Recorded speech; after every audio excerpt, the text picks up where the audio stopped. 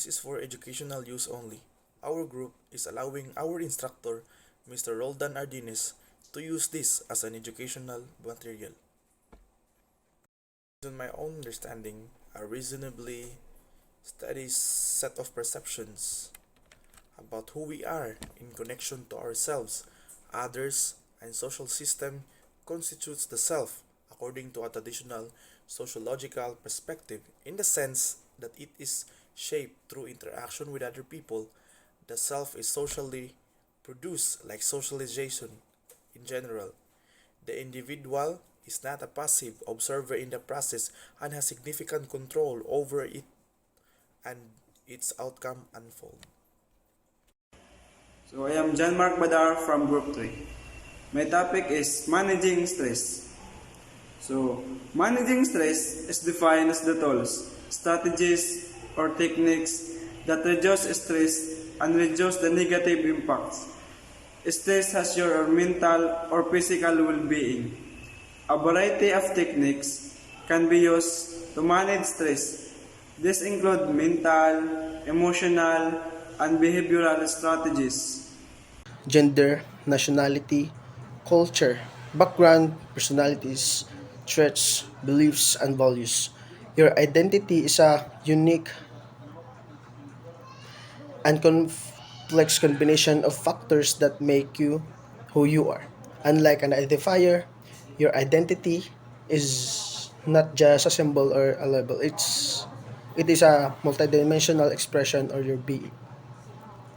Underpinnings of the phenomenal self. The goal of this paper is to take step back from the cognitive science attempt to precisely distinguish between me and I.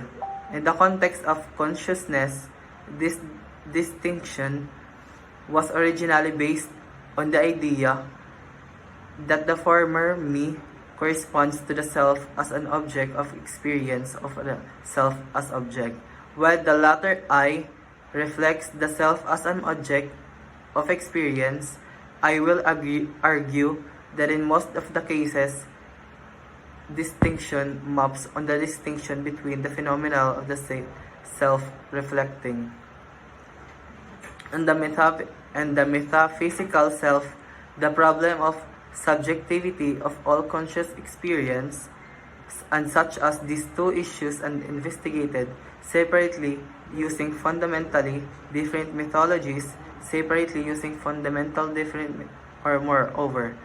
By referring to Metzinger theory of phenomenal self-model, I will argue that what is usually investigated as a phenomenal following understanding of self as subject introduced by Winsting can be interpreted as subject, object rather than subject experience, and such as can be understood as an element of hierarchical structure of the phenomenal self-model.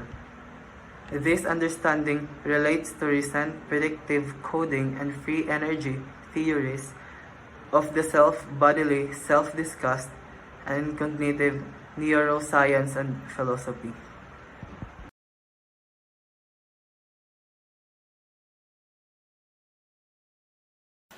Good day everyone. By the way, my name is John Patrick Daniel and I'm going to talk about considering the self in the link between self-esteem and materialistic values. The moderating rule of self-control studies consistently shows that materialism might be a strategy people use to cope with the low self-esteem. This link might be differ among people holding different definitions of self in terms of their relationship with others. Many people consider financial and material as their success to be their life goals and place great emphasis on owning high-end products and prestigious brands. Researchers have defined materialistic values as the importance a person places on possessions and their acquisitions as a necessary or desirable form of conduct to reach desired end states, including happiness. The negative link between self-esteem and materialistic values has been demonstrated in both surveys and experimental studies. Self-report surveys have indicated that self-esteem is inversely correlated with people' general materialistic values, purchasing expensive brands or valuing of materials possessions. That's all. Thank you. Exercise. When we say exercise, it involves engaging in physical activity and increasing the heart rate beyond resting levels. It is an important part of preserving physical and mental health. Exercise is a body activity that enhances or maintains physical fitness and overall health and wellness. It is performed for various reasons, including weight loss or maintenance, to aid growth and improve strength, develop muscles and the cardiovascular system, hone athletic skills, improve health, simply for enjoyment. And when we have also the psychological care. Psychological treatment is sometimes called psychotherapy or taking therapy.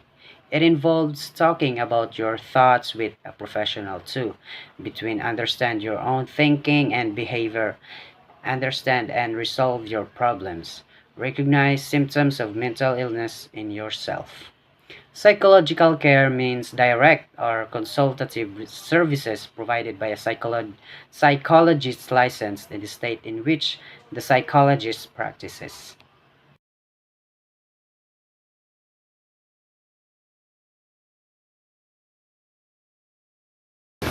Types of psychological treatment.